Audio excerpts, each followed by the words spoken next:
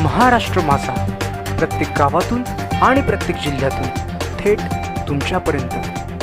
पत्रोट येथील आरोग्यवर्धिनी केंद्राचा आजारी उपोषणाचा 6 दिवस। आमदारांनी भेटी देऊनही तोडगा नाही। आरोग्य केंद्रातील असुविधेविरुद्ध बेमुदत उपोषण। रयत संघटना प्रमुख राहुल कडू उपोषणावर। रितेश कडू कार्यकारी संपादक महाराष्ट्र माझा अमरावती जिल्हा। पत्रोट 13 नोव्हेंबर पत्रोट येथे लाखो रुपये खर्च करून बांधलेले आरोग्यवर्धिनी केंद्र सध्या आजारी पडले आहे।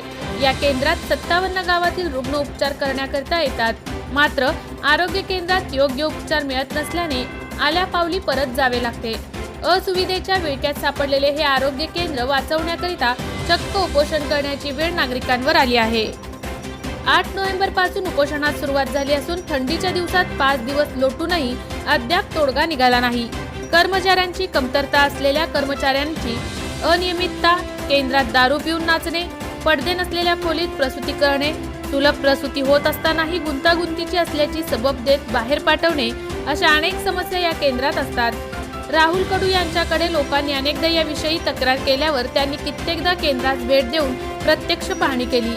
त्यात लाखो रुपये खर्च करून गोरगरीब जनतेसाठी बांधलेले केंद्र असुविधेत असल्याचे, स्वच्छतागृहाचा काही भाग कोसळल्याचे, परिसरात अस्वच्छता पसरल्याचे व या ठिकाणच्या डॉक्टरांना दुसऱ्या ठिकाणी पाठवणे, प्रसूतीचे काही नियोजन नसून कागदोपत्री प्रसूती दाखवल्याचे लक्षात येताच याबाबत त्यांनी वरिष्ठांना माहिती दिली असता त्याविषयी समाधानकारक उत्तरे मिळू शकली नाहीत। या ठिकाणी प्रसूती करण्याचे नियोजन नसून प्रसूती कक्ष रिकामे आहेत, परिचारिका नाहीत, डॉक्टर नाहीत, अशा अनेक समस्या या ठिकाणी दिसून येतात। या सर्व समस्या निकाली निघाव्या यासाठी उपस्थित राहुल कडू यांनी उपोषणास सुरुवात केली आहे।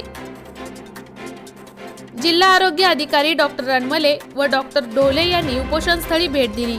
उपोषणकर्त्यांनी मुख्य कार्यपालन अधिकारी यांच्या समक्ष 15 नोव्हेंबरला होत असलेल्या सुनावणी आधी आम्हाला आरोग्य केंद्रातील CCTV फुटेज द्या अशी मागणी केली।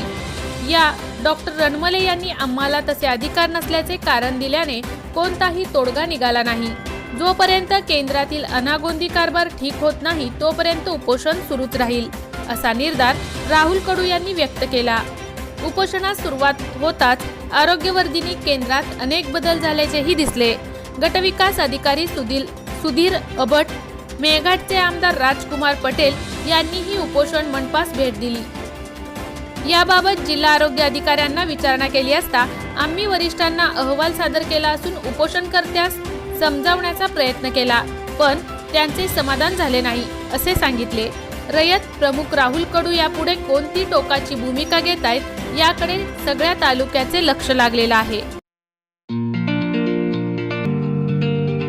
मोठे वेणगाव येथील आयुष्य फार्म हाऊस, जिथे तुम्ही घेऊ शकता तुमच्या परिवारासह सुट्टीचा आनंद। निसर्गाच्या सानिध्यात आणि कर्जत शहरापासून अवघ्या हाकेच्या अंतरावर असलेलं आयुष्य फार्म हाऊस पर्यटकांसाठी सज्ज आहे। राहण्याची व जेवणाची उत्तम प्रकारे सोय, तसेच स्विमिंग पूल, रेन डान्स, AC रूम, खेळण्यासाठी ऐसपैस जागा, गेम आणि आकर्षक गार्डन तसेच सर्व सोयी सुविधा उपलब्ध। पत्ता मोठे वेणगाव, कर्जत, रायगड। बुकिंग साठी संपर्क भाई गायकार 88 88 38 11 11, अभिषेक गायकार 88 88 37 11 11, अवंतिका गायकार 77 20 04 56 78। तुमच्या परिवार आणि मित्रांसोबत सुट्टीचा आनंद घेण्यासाठी आत्ताच बुक करा आयुष्य फार्म। महाराष्ट्र माझाला सबस्क्राइब करा आणि बाजूचा बेल आयकॉन प्रेस करून मिळवा आपल्या परिसरातील ठळक आणि ताज्या घडामोडी।